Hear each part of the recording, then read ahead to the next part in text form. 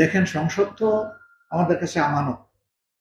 সংসদ সরকারি দলের না, বিরোধী দলের। এটার নাম হইল বাংলাদেশ জাতীয় সংসদ।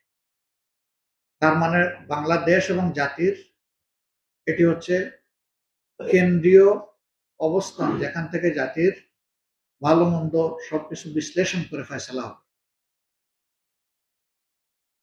কেউ সংকুচিত করলেই আমরা চলে আসব, কথা বলবো না, বিষয়টা না। আমরা ঠিকই জনগণের পক্ষে যা বলার, যা করার তাই করবো সংসদের ভিতরে, ইনশাআল্লাহ। 2 নম্বর হচ্ছে, এই অবস্থা যদি চলতে থাকে তখন কি হবে? আমি আগেই বলেছি, বিরোধী দলের প্ল্যাটফর্ম দুইটা, একটা সংসদের ভিতরে আর একটা রাজপথ। রাজপথে আমরা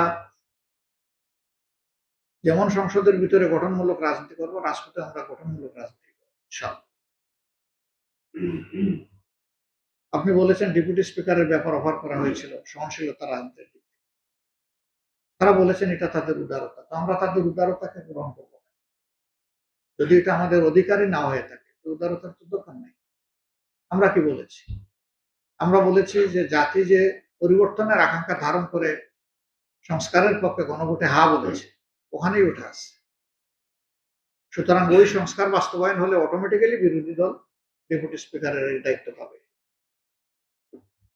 আমরা চেয়েছি আংশিক নয়, পুরাটা।